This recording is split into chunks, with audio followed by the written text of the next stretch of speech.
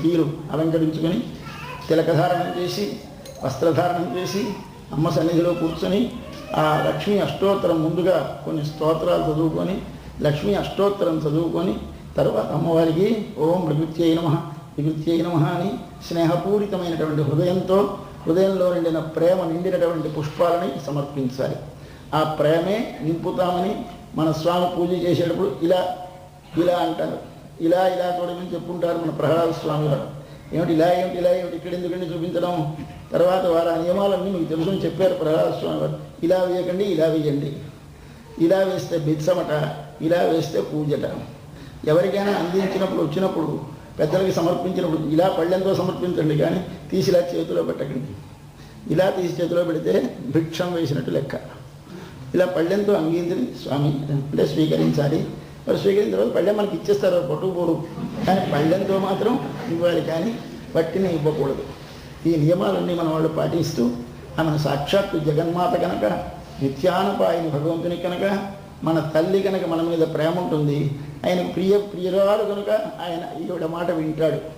రెండు సంబంధాలు ఉన్నాయి కనుక ఆ తల్లిని మనం ఆశ్రయించి స్వామిని పొందాలి. శుక్రవారం చాలా విశేషమైన పర్వదినం. అందులో శ్రావణ మాసంలో మార్గశీర్ష మాసంలో చాలా విశేషమైన శుక్రవారం. అంటే అది శుక్రవారం నాడు మీరు అందరూ పూజలు తీసుకున్నారు, చాలా ధన్యాలు. మరొక విశేషం ఇవాళ గీతా జయంతి. ఇవాళ గీత ఆనాడు యుద్ధభూమిలో కృష్ణ భగవానుడు అర్జునునికి ఉపదేశించాడు.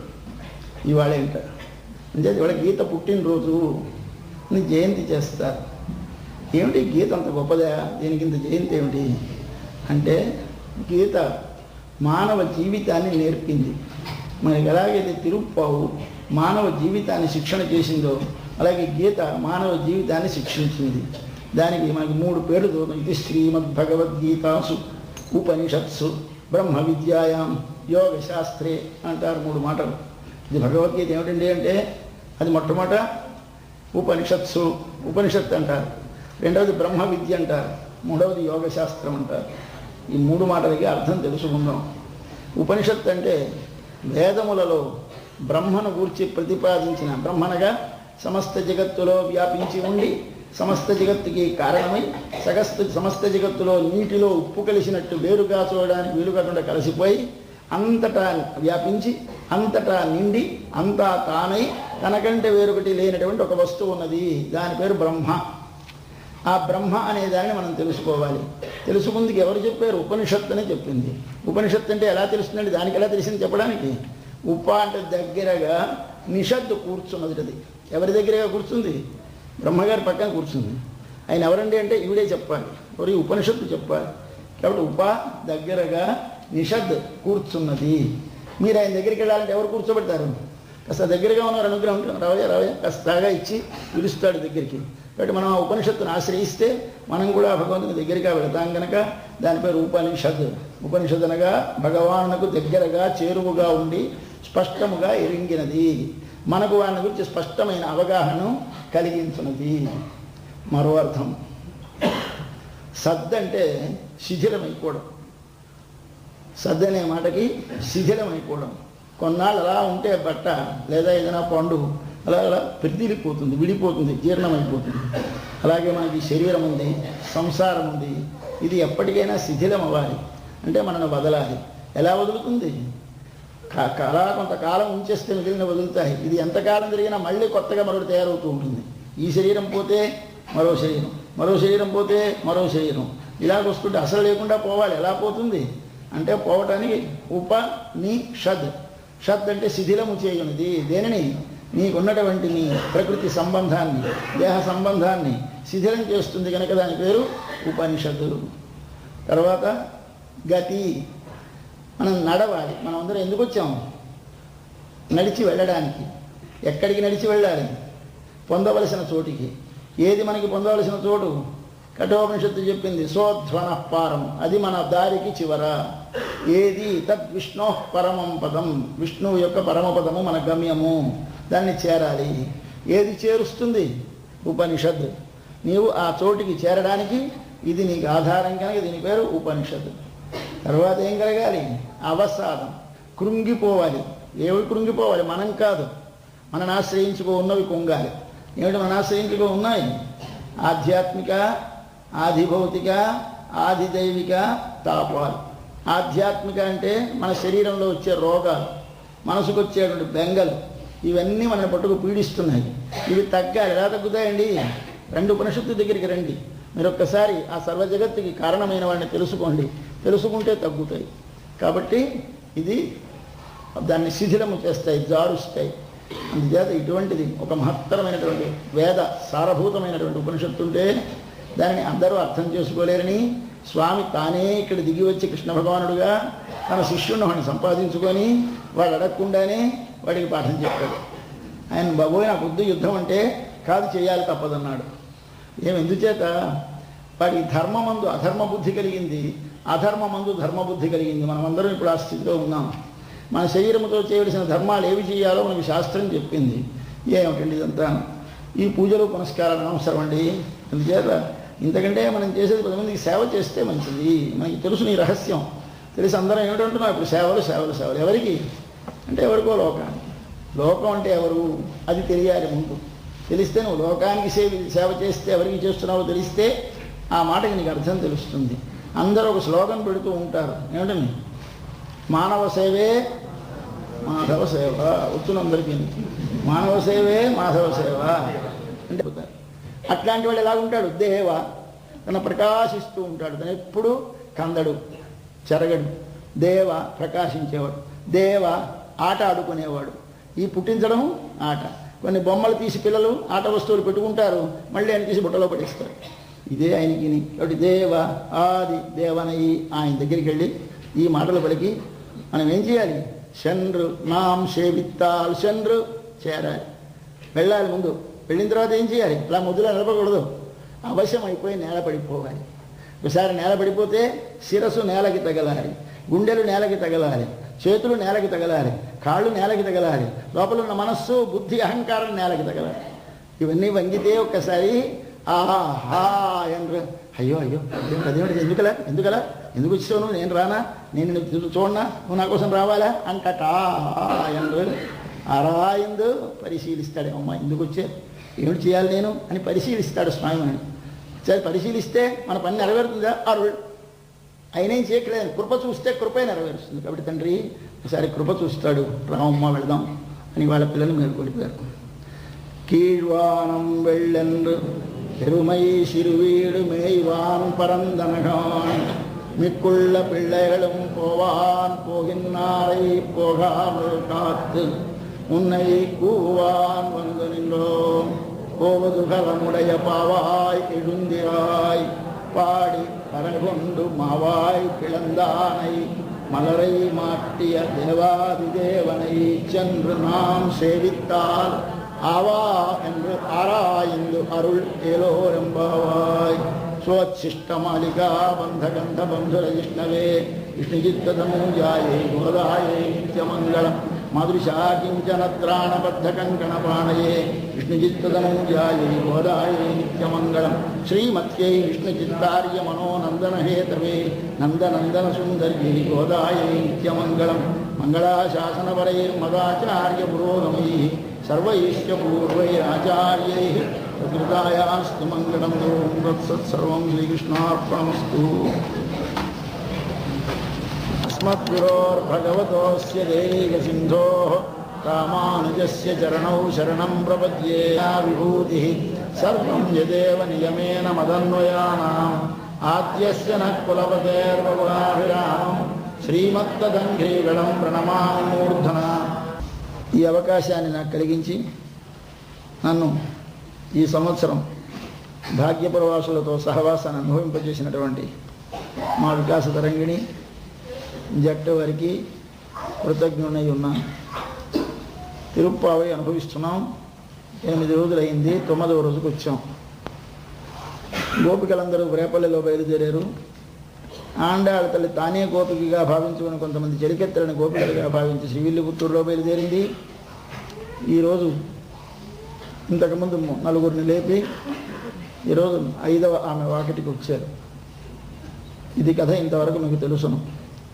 ఈనాడు మన అదృష్టం వల్ల వైకుంఠ ఏకాదశి ప్రాప్తమైంది. వైకుంఠ ఏకాదశిని ముక్కోటి ఏకాదశిని కూడా అంటారు. రెండవ అదృష్టం ఇవాళ గీతా జయంతి, గీత ఆవిర్భవించిన రోజు. మూడవది శుక్రవారం. దీన్ని విశేషాలు కలిసి చేయొచ్చండి. ఒక్కరు లేచి వెంటనే మర్నాడు తెప్ప ఉత్సవం అని చేసుకున్నాడు. క్షీరాబ్ధి ద్వాదశి అంటారు. అది అయిన తర్వాత నెల్లాళ్ళు పట్టింది బయటికి రావటానికి ఊళ్ళోకి. అప్పుడు బయలుదేరి వైకుంఠ ద్వారంలోకి వచ్చాడు. దేవతలందరూ నిరీక్షిస్తున్నారు. ఆ ముక్కోటి దేవతలు స్వామిని దర్శించిన రోజు కనుక దీనికి ముక్కోటి ఏకాదశి అని పేరు. వైకుంఠ ద్వారంలోకి వచ్చిన రోజు కనుక వైకుంఠ ద్వాదశి అని ఉంటుంది. మనం అందరం వైకుంఠం వెళ్ళగలమా? వెళ్ళలేము. వెళ్ళాలన్నా మనకు భయం. అందుచేత ఇక్కడ ఉండగానే నీకు ఒక్కసారి దర్శనం కావాలి స్వామిని. ఎలా చూస్తాం? చూడగలుగుతామన్నారు మన పెద్దలు.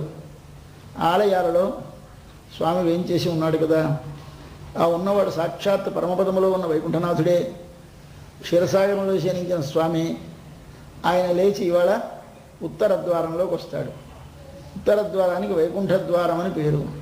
ఉత్తర ద్వారం వైకుంఠ ద్వారం ఏమిటి అంటే, మనం ఎప్పుడైనా ఈ శరీరంలోంచి లేచి బయటకు ప్రయాణం చేసినప్పుడు మన శరీరంలో హృదయం దగ్గర 101 నాడులు ఉంటాయి.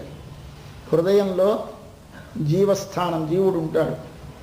ఆ జీవునిలోంచి జ్ఞానం ప్రసరిస్తుంది. ఆ ప్రసరించే జ్ఞానం 101 ఛానసుల నుంచి వెళుతుంది. అందులో ఒక్కటి మాత్రమే తిన్నగా డైరెక్ట్గా ఈ శిరస్సుకి కనెక్ట్ చేస్తుంది. మిగిలిన ద్వారాలు కిందకి పక్కకి కనెక్ట్ చేస్తాయి. వాటిని జ్ఞాననాడులు అంటారు. అట్లాంటి 101లో ఒక్కదానిలో వెళితే వైకుంఠ దర్శనం అవుతుంది. ఎక్కడ వైకుంఠం ఉన్నాడు? ఇక్కడ, ఇలా మీదకి ప్రసరించాలి. ఎలా ప్రసరిస్తుంది?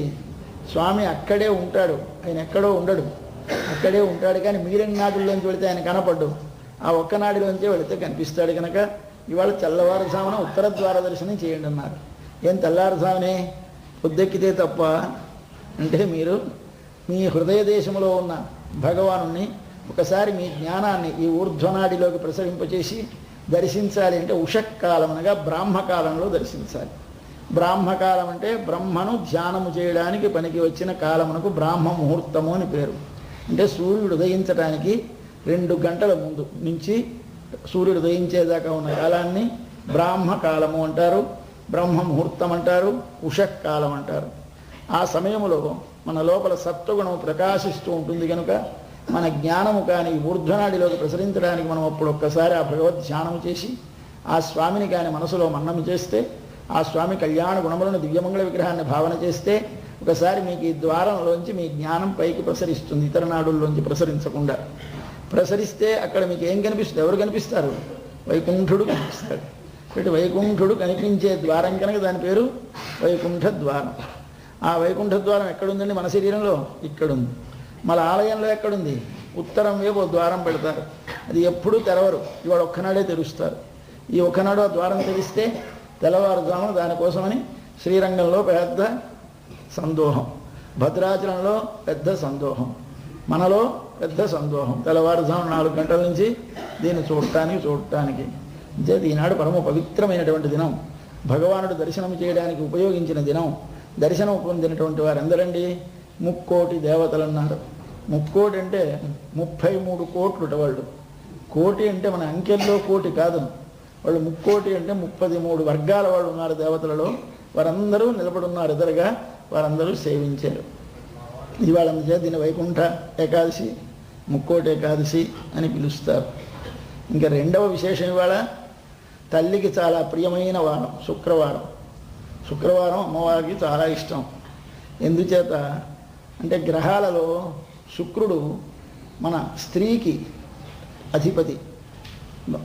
కళత్ర క్షేత్రం అని సప్తమాన్ని అంటారు జ్యోతిష్ శాస్త్రంలో.